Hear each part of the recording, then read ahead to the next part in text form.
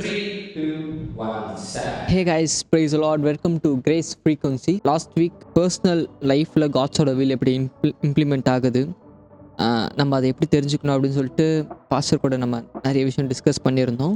இன்னும் அந்த வீடியோ நீங்கள் இன்னும் பார்க்கலன்னா go visit our Grace Frequency channel. அந்த வீடியோ பார்த்துட்டு இந்த வீடியோ கண்டினியூ பண்ணுங்கள். இன்றைக்கி பார்த்தீங்கன்னா காடோட வில் ஆஸ் அ சர்ச்சாக சபையில் எப்படி கிரியை செய்து எப்படி இம்ப்ளிமெண்ட் ஆகுது, எப்படி அதை தெரிஞ்சுக்கணும்னு சொல்லிட்டு நம்ம நிறைய விஷயம் பேச போகிறோம். இந்த எபிசோட்லேயும் நம்ம மத்தியில் பாஸ்டர் ஃப்ரான்சிஸ் சேவியர் இருக்கார். கண்டிப்பாக இன்றைக்கும் நம்ம நிறைய விஷயங்கள் தெரிஞ்சுக்க போகிறோம் அப்படின்னு சொல்லிட்டு நான் விசுவாசிக்கிறேன். நீங்கள் ஃபஸ்ட்டு நான் காட்ஸ் வில்லை பற்றி டெஃபினிஷன் கேட்கும் போது காட்ஸ் வில் வந்து 3 இதுவாக இருக்க சொன்னீங்க. ஃபஸ்ட் இப்போ வந்து அது வந்து பர்சனல் லைஃப்பில் எப்படி ஒர்க் ஆகுது அப்படின்னு சொல்லிட்டு நம்ம பேசணும். ஆஸ் அ சர்ச்சாக காட்ஸோட வில் அவரோட சபையில் எப்படி ஒர்க் ஆகுது? ஃபஸ்ட்டு சபை தேவன் ஏற்படுத்தினது சபையின் மூலமாக தேவன் மகிமைப்படுவதற்காக. சபையை அவருடைய மனவாட்டியாக நிறுத்தி கொள்வதற்காக அவர் விருப்பமுள்ளவராக இருக்கிறாரு. ஆகவே இந்த சபை அவருடைய மனவாட்டி என்று சொன்னால் அவருக்கு ஈக்குவலாக இருக்கணும்னு அவர் எதிர்பார்க்குறார் இல்லையா? அவருடைய வளர்ச்சி, அவருடைய சுவாபங்கள், அவருடைய பரிசுத்தம், இந்த அவருடைய நிறைவான ஒரு வளர்ச்சியை நம்ம எட்டணும். எந்த ஒரு மணவாளனுக்கும் ஏற்ற ஒரு மணவாட்டி தான் அங்கே வந்து என்ன செய்வாங்க, நிறுத்தப்படுறாள். ஆகவே ஒரு மணவாட்டி ஏற்றவளாக இல்லாமல் போனால் நிச்சயமாக வந்து அந்த மணவாளன் வாழ முடியாது கூட. அப்போ அவருக்கு ஏற்ற ஒரு மணவாட்டியாக சபை ஆயத்தப்படணும். அதுக்காக தான் பரிசுத்த ஆவியானவர் அனுப்பப்பட்டிருக்கிறார். இன்றைக்கு மணவாட்டி சபையை பரிசுத்த ஆவியானவர் ஆயத்தப்படுத்திட்டு இருக்கிறார். அவருடைய நோக்கம்லாம் என்ன அப்படின்னு கேட்டால், இங்கு சொல்லப்பட்டிருக்கு 1 தெசலோனிக்கேயர் 4:3 எழுதப்பட்டிருக்கிறபடி, நீங்கள் பரிசுத்தம் உள்ளவர்களாக வேண்டும் என்பது தேவனுடைய சித்தமாக இருக்கிறது. பரிசுத்தம் உள்ளவர்களாக, பரிசுத்தத்தில் ஒரு லிமிட் இருக்குதா அப்படின்னு கேட்டால் இல்லை. ஆமாம், பரிசுத்தம் உள்ளவன் இன்னும் பரிசுத்தமாகட்டும், இன்னும் பரிசுத்தமாகட்டும், இன்னும் பரிசுத்தமாகட்டும் தான் எழுதப்பட்டிருக்கிற ஒழிய அதுக்கு ஒரு லிமிட் இல்லை. பரிசுத்தமாக வேண்டும், அதுதான் தேவ சித்தம். தேவ நீதியை நம்ம செய்யணும், இன்னும் அதிகமாக செய்யணும். தேவ நீதி இன்னும் நீங்கள் மீகால 10:6-8 நீதியை செய்து இரக்கத்தை சிநேகித்து மனத்தாழ்மையாக நடக்கணும். அதுதான் தேவன் நம்மகிட்ட எதிர்பார்க்கிறார். அப்போது சபையானது அவருடைய மனவாட்டி அவருடைய பரிசுத்தமான அந்த நிறைவை அடையணும். ஆகவே இதுதான் வந்து சபையை குறித்த தேவனுடைய சித்தம். சபை பரிசுத்தமாகணும், நீதியை செய்யணும், கரை திரை பிழை இல்லாத பரிசுத்தமுள்ள மனவாட்டியாக அவருக்கு முன்பாக நாம் நிறுத்தி கொள்ளப்படணும். அதற்காக கர்த்தருடைய ஆவியானவர் சபையை ஆயத்தப்படுத்திக்கிட்டு இருக்கிறார். சபையானது பரிசுத்த ஆவியானவருக்கு எல்லா விதத்திலும் இடம் கொடுத்து அவரால் நடத்தப்படும் போது நிச்சயமாக அப்படிப்பட்ட மக்கள் மனவாட்டியாக அங்கே காணப்பட முடியும். வெளிப்படுத்தின விசேஷத்தில் எழுதப்பட்டிருக்கு, அவருடைய மனைவி தன்னை ஆயத்தப்படுத்தினாள் என்று இருக்கிறது. ஸோ அந்த நாள் மிக விரைவிலே வருது. இதுதான் சபையை குறித்த தேவனுடைய சித்தம். சபைன்றது உலகத்திலிருந்து தேவனுக்காக பிரித்தெடுக்கப்பட்ட ஒரு ஜனம், அவருக்கென்று அவர் சொந்தமான ஜனம், அவருடைய சொந்த ஜனம். ஸோ அவருக்கென்று வாழும்படி நாம் அவருக்காகவே பிரித்தெடுக்கப்பட்டிருக்கிறோம். அப்படிப்பட்ட ஒரு பரிசுத்தமான ஒரு வாழ்க்கை, அவருக்கு ஏற்ற பரிசுத்தம், நம்ம நினைக்கிற பரிசுத்தம் இல்லை, அவர் வேதத்தில் சொல்லி இருக்கிற பரிசுத்தம், அவருக்கு ஏற்ற பரிசுத்தம் என்று இருக்கிறது. அந்த பரிசுத்த ஒரு வாழ்க்கைக்குள்ளே நம்ம கடந்து போகணும். தேவனுடைய வார்த்தைகள், அவருடைய உபதேசம், அவருடைய அறிவுரைகள், அவருடைய ஆலோசனைகள், இது எல்லாம் தான் நம்முடைய வாழ்க்கையில் நம்மளை அந்த பரிசுத்தத்துக்கு நேராக கொண்டு போகும். நாம் என்ன செய்யணும்னா, நம்மளை அர்ப்பணித்து அவருடைய உபதேச சட்டங்களுக்கு கீழ்ப்படிந்து நம்ம நடக்கணும். அப்படி நடந்தால், அதாவது வேதம் என்ன சொல்லுதுன்னா, பரிசுத்தமாகுதல் உங்களுக்கு கிடைக்கும் பலன், முடிவோ நித்திய ஜீவன். அப்போ பரிசுத்தமாகுதல் எப்படி நமக்கு கிடைக்குது அப்படின்னு பார்க்கும்போது, நாம் கீழ்ப்படியணும். ஆமாம், பரிசுத்த ஆவியானவருடைய சத்தத்துக்கு நாம் கீழ்ப்படிந்தாலே போதும். அந்த கீழ்ப்படிவதன் மூலமாக நம்மளை நாம் அவருக்கு ஆயுதமாக, தேவனுக்கு அடிமையாக ஒப்பு கொடுப்பதன் மூலமாக நிச்சயமாக நம்முடைய வாழ்க்கையில் பரிசுத்தமாகும். கீழ்ப்படிஞ்சா கண்டிப்பாக நம்ம வாழ்க்கையில் பரிசுத்தம் அடைஞ்சிருவோம் அப்படின்னு சொல்கிறீங்க.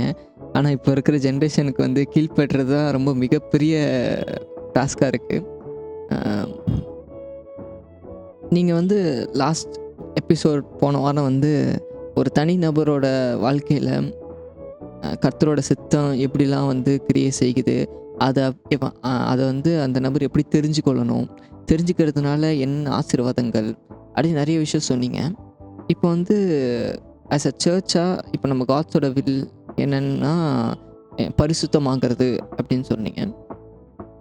ஸோ அந்த பரிசுத்தமாகிற அந்த ப்ராசஸில் என்னென்ன இடையூறுகள் வரும், என்னென்ன அப்டக்கிள்ஸ் வரும்? கண்டிப்பாக. அதாவது நம்முடைய பரிசுத்த வாழ்க்கைக்கு எதிராக நிச்சயமாக நிறைய தடைகள் வரும். ஏன்னா நமக்கு ஒரு ஆப்போனண்ட் ஒருத்தங்க இருக்கிறான், அதை நம்ம மறந்து விடக்கூடாது.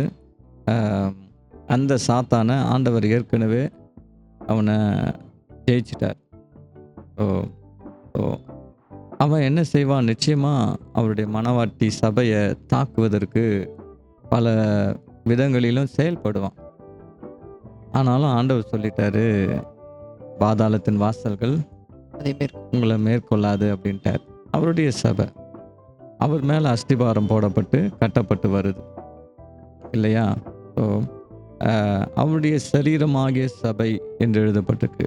அதாவது சரீரம் என்று சொல்லும்போது ஒரு உடம்புல அந்த சரீரத்தின் உறுப்புகள் எல்லாம் எப்படி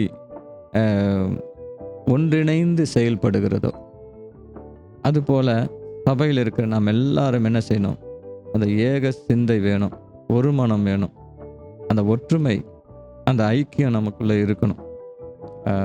இது இருந்தால் நிச்சயமாக நாம் என்ன செய்ய முடியும், சத்துருவை மேற்கொள்ள முடியும். ஆனால்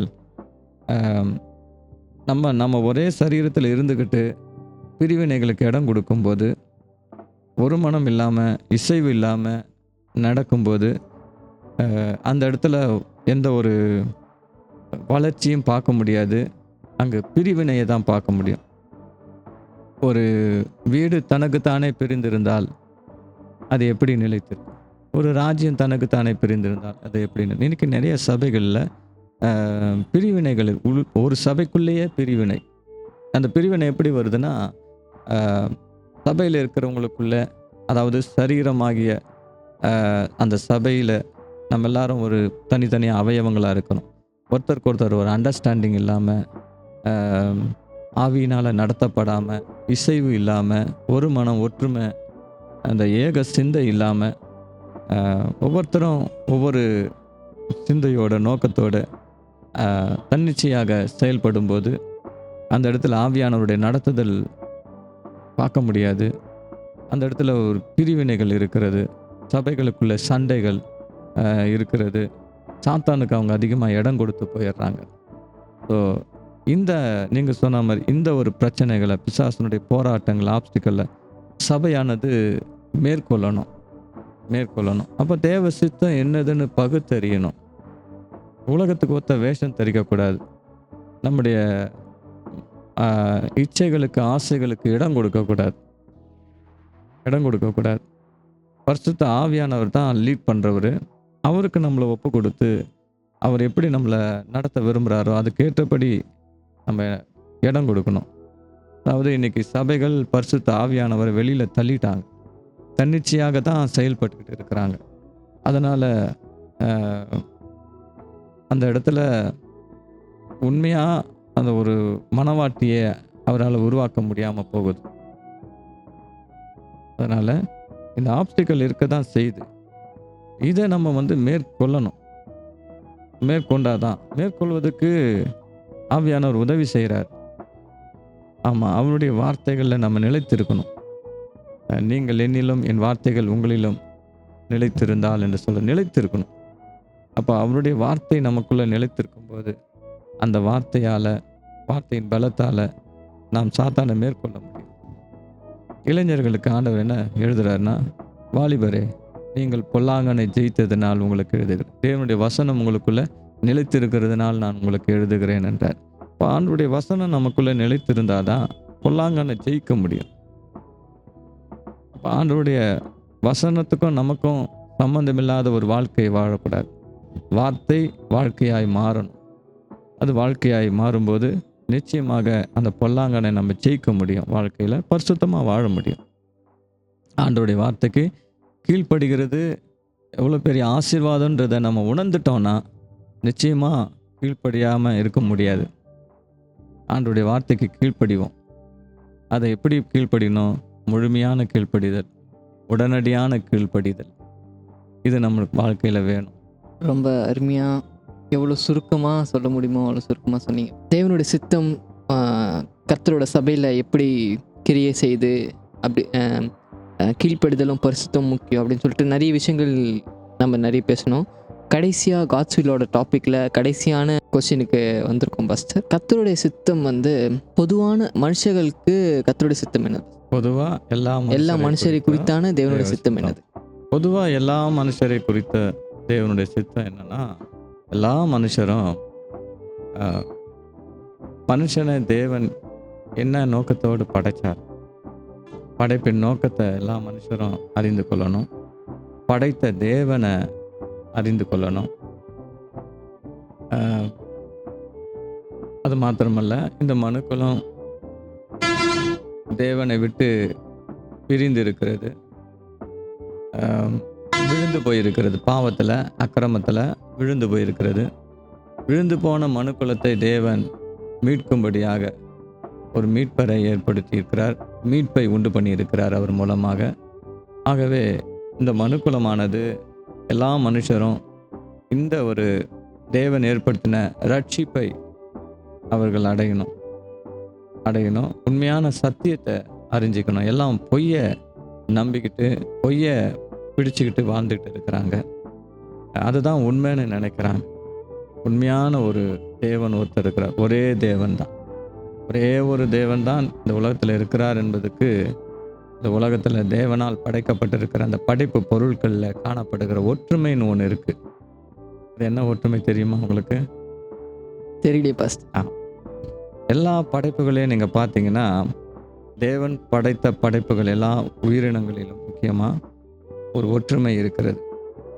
அந்த ஒற்றுமை என்னன்னா, நமக்கு 2 கண் இருக்குது, 2 காது இருக்குது, மூக்கு வாய் இருக்குது, கை கால் இருக்குது. இதே மாதிரியான ஒரு அமைப்பு எல்லா மிருக ஜீவன்களுக்கும் உயிரினங்களுக்கெல்லாம் இருக்குது. ஆமாம் இல்லையா? ஒரு மாடு எடுத்துக்கினா மாடுக்கு 2 கண், காது, மூக்கு, வாய். அதே மாதிரி ஒரு ஆடுக்கு இருக்கிறது, ஒரு நாய்க்கு இருக்கிறது, ஒரு பூனைக்கு இருக்கிறது, ஒரு எலிக்கு இருக்கிறது, ஒரு பூச்சிக்கு இருக்கிறது. ஆமாம் இல்லையா? ஒரு பல்லிக்கு இருக்குது. அப்போ இந்த ஒரு ஒற்றுமை, படைப்பில் காணப்படுகிற ஒற்றுமை என்ன சொல்லுகிறதுனா, ஒரே தேவன் தான் சகல ஜீவராசிகளையும் படைத்தார். ஒரே தேவன் தான். பல தெய்வங்கள் இருந்து படைச்சிருந்தா அவங்கள போல பலவிதமாக நம்ம எல்லாம் இருப்போம். ஆனால் அப்படி இல்லாமல் ஒரே மாதிரி அமைப்பு இருக்கிறது. பார்க்கிற கண்கள், கேட்குற செவி, சுவாசிக்கிற அந்த மூக்கு, வாய், பேசுகிற வாய், கைகள், கால்கள், இது எல்லாம் என்னன்னா ஒரே தேவன் தான் நம்மை உண்டாக்கினார் என்பதற்கான படைப்புகள் மூலமாக நமக்கு கிடைக்கிற ஒரு நல்ல ஒரு அத்தாட்சி, ஒரு ஒற்றுமை. இந்த ஒற்றுமையின் மூலமாக ஒரே தேவன் இருக்கிறார். அந்த தேவன் யார்? உண்மையான தேவன் யார்? தேவன் என்பவர் எப்படிப்பட்டவர் என்பதை நம்ம அறிந்து கொள்ளணும். அப்போ தேவன் பாருங்க, அனாதி காலம் முதலே இருக்கின்றார். அவரை யாரும் சிருஷ்டிக்கல. அந்த தேவன் நிறைய தேவ தூதர்களை உருவாக்கி இருக்கிறார். அவர்கள்லாம் ஆவி ஜீவிகள், ஆவியாகவே இருக்கிறாங்க. They are the spirit beings சொல்லுவாங்க. ஆவி ஜீவிகள், கணக்கில் அடங்காத தேவ தூதர்கள் அவருடைய சமூகத்தில் இருந்தாலும் தேவன் தமக்கு பிள்ளைகளை உண்டு பண்ண அவர் சித்தமுள்ளவராக இருந்து, எதுக்காக தமக்கு பிள்ளைகளை உண்டு பண்ண விரும்பினாருன்னா, தம்முடைய அன்பை பகிர்ந்து கொள்வதற்காக. தம்முடைய அன்பை பகிர்ந்து கொள்வதற்காக. ஆகவே தான் அவருக்கு மனுஷனை உருவாக்கும் போது அவர் தமக்கு பிள்ளைகளாக உருவாக்குறார். அவர் தகப்பனா இருக்கிறார். உருவாக்கப்பட்ட மனுஷன் அவருக்கு மகளாக அப்படிதான் தேவன் உருவாக்குறார். அவருடைய சாயலாக உருவாக்குறார். அவருடைய ரூபத்தின்படி உருவாக்குறார். எதுக்காகனா, அவருடைய அன்பை நமக்கு பகிர்ந்து கொள்வதற்காக, அவருடைய அன்பை நமக்கு கொடுப்பதற்காக. தேவன் மனுஷனை படைத்ததன் முக்கியமான நோக்கம் தன்னுடைய அன்பை அவங்களுக்கு கொடுப்பதற்காக பகிர்ந்து. தேவன் அன்பாகவே இருக்கிறாருன்னு சொல்கிறோம். ஆனால் எப்படி அன்பாக இருக்கிறாரு இல்லையா? அவருக்கு பிள்ளைகளாக நம்மை உருவாக்கினதன் மூலமாக, பிள்ளைகள் என்ற ஒரு ஸ்தானத்தில் வைத்து நம்மளை நேசிக்கிறதன் மூலமாக, அன்பு செய்கிறதன் மூலமாக தான். அப்போ பிள்ளைகள் என்று சொன்னால் அந்த தகப்பனுக்கு என்ன செய்யணும்னா கீழ்ப்படியும். கீழ்ப்படியதன் மூலமாக தான் அன்பு உண்டாயிருக்குது இல்லையா? ஆகவே உண்மையான அன்புன்றது கீழ்ப்படியணும். அப்போ கீழ்ப்படிவதற்காகவே அவங்களுக்கு ஏதேன் தோட்டத்தில் ஒரு நன்மை தீமை அறியத்தக்க விருட்சத்தை வச்சு அந்த கனியை புசிக்க வேண்டாம் அப்படின்னு சொல்லி அவங்களுக்கு ஒரு கட்டளை கொடுத்தார். இந்த கட்டளையின் மூலமாகத்தான் அவர்கள் என்றென்றைக்கும் தேவனிடத்தில் அன்பு கூர்ந்து அவருக்கு பிள்ளைகளாக இருக்க முடியும். அவருடைய அன்பிலே நம்ம நிலைத்து இருக்கணும்னு விரும்பினார். அதனால தான் அந்த ஒரு அன்பின் கட்டளையை கொடுத்தார். ஆனால் அந்த கட்டளையை அவங்க மீறிட்டாங்க. ஆதாம் மூலமாக விழுந்து போன இந்த மனுக்குலத்தை மீட்கிறதுக்காக தேவன் என்ன பண்ணார்னா, நம்முடைய குமாரனை இந்த உலகத்துக்கு அனுப்பினார். அவர் தான் ஆண்டவராகிய இயேசு கிறிஸ்து. தேவன் திருத்துவமாய் செயல்படுகிறார். நிறைய பேர் இதை ஒத்துக்க மாட்டாங்க. ஆனால் இதுதான் உண்மை. திருத்துவம் என்பது வேதத்தில் காணப்படுகிற வெளிப்படையான ஒரு உண்மை. ஆகவே இந்த ஆண்டவர் இயேசு இந்த உலகத்துக்கு மனுக்குலத்தை மீட்பதற்காக தம்மையே சிலுவையில் பரிகார பலியாக ஒப்பு கொடுத்தார். அதுதான் வாசிக்கிறோம் யோவான் 3:14. தேவன் தம்முடைய ஒரே பேரான குமாரனை விசுவாசிக்கிறவன் எவனோ அவன் கெட்டு போகாமல் நித்திய ஜீவனை அடையும்படிக்கு அவரை தம்முடைய குமாரனை இயேசுவை தந்தருளி இவ்வளவாய் உலகத்தில் அன்பு கூர்ந்தார். இப்போ இந்த அன்பை மனுஷன் புரிஞ்சுக்கணும், அறிந்துக்கணும். தேவன் சித்தமுள்ளவராக இருக்கிறார். அவன் ரட்சிக்கப்படணும். சத்தியம்னா என்ன? தேவனை பற்றிய அறிவு தான் சத்தியம். அந்த சத்தியம்தான் நம்மளை விடுதலை ஆக்குது. பாவத்திலிருந்து சாபத்திலிருந்து நம்மளை விடுதலை ஆக்குது. ஆகவே அவரை நாம் அறிந்து கொள்ள வேண்டும் என்பது தான் அவருடைய சித்தமாக இருக்கு. மனுஷன் முதலாவது செய்ய வேண்டியது என்னன்னா, அந்த தேவனை அவன் தேட வேண்டும்.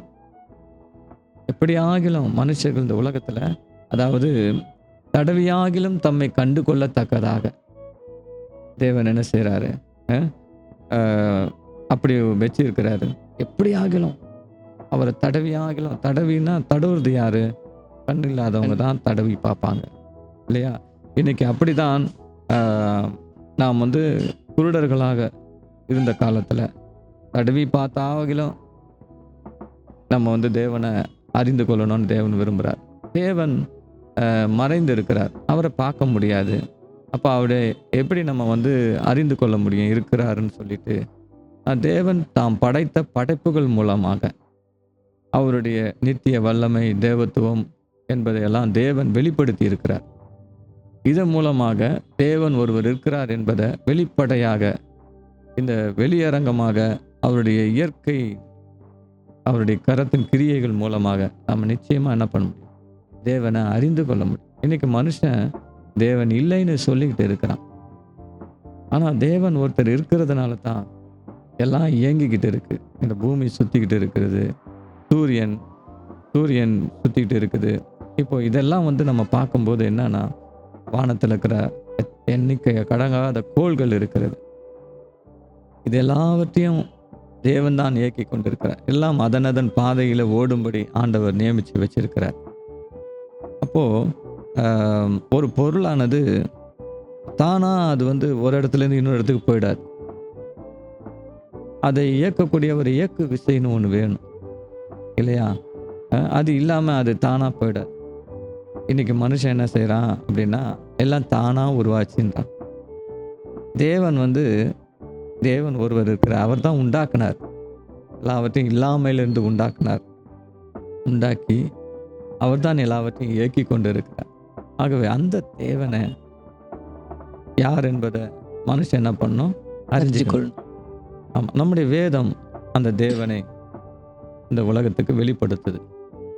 பரிசுத்த வேதாகமத்தில் தேவனுடைய படைப்பு ஆரம்பத்திலிருந்து இந்த உலகத்தின் முடிவு வரைக்கும் எல்லாமே தேவனுடைய ஆவியினால் அங்கு முன்னுரைக்கப்பட்டு எழுதப்பட்டிருக்கு. அந்த தேவனுடைய குணங்கள் எப்படி, தேவன் எப்படிப்பட்ட வல்லமையுடையவர், மகிமையானவர், இது எல்லாம் வந்து வேதத்தில் எழுதப்பட்டிருக்கிறது. ஆகவே வேதத்தை படிப்பதன் மூலமாக நிச்சயமாக உண்மையான ஒரு தேவன் இருக்கிறார் என்பதை நம்ம அறிந்து கொள்ள முடியும். அல்லது வேதத்தை படித்தவர்கள் யாராவது மற்றவங்களுக்கு சொல்லணும். பிரசங்கிப்பதன் மூலமாக, பிரசங்கிக்கிறவன் இல்லாவிட்டால் எப்படி கேள்விப்படுவாங்க? கேள்விப்படாவிட்டால் எப்படி விசுவாசிப்பாங்க? இப்போ விசுவாசிக்கிறவர்கள் தான் ரட்சிக்கப்படுவாங்க. அது இந்த விசுவாசம் மனுஷனுக்கு வரணும் இல்லையா? அப்போ இதுதான் தேவனுடைய சித்தம். எல்லா மனுஷரும் அவரை விசுவாசிக்கணும். அவர் அனுப்பின தேவகுமாரனை விசுவாசிக்கணும். விசுவாசிப்பதன் மூலமாக அவர்கள் ரட்சிக்கப்பட்டு நித்திய ஜீவனை அடைவார்கள் என்று வேதம். சூப்பர் பாஸ்டர், ரொம்ப அருமையாக சொன்னீங்க. தேவனோட சித்தத்தை பற்றி நம்ம மோஸ்ட் எல்லாத்தையும் கவர் பண்ணிட்டோன்னு நான் நம்புகிறேன். இந்த 2 வாரமாக வந்து எங்களுக்காக நேரம் ஒதுக்கி வேதத்திலேருந்து இவ்வளோ விஷயங்கள் எங்கள்கிட்ட ஷேர் பண்ணதுக்கு மிக்க நன்றி. ஓகே, கிரேஸ் ஃப்ரீக்வன்சி சார்பாக நன்றி தெரிவித்துக் கொள்கிறேன். ஓகே கைஸ், இவ்வளோ நேரம் நம்ம வந்து பாஸ்டர் சொன்ன எல்லாத்தையும் நம்ம வந்து பொறுமையாக கேட்டுட்ருப்போம் நம்புகிறேன். உங்களுக்கு இப்போ நாங்கள் பேசினதில் எதனா டவுட்ஸ் அப்படி இருக்குமானா கீழே கமெண்ட்ஸில் சொல்லுங்கள். இதே மாதிரி இன்னொரு டாப்பிக்கோட நெக்ஸ்ட் வீக் உங்களை வந்து சந்திக்கிறேன். Until then, bye guys. Thank you pastor. God bless.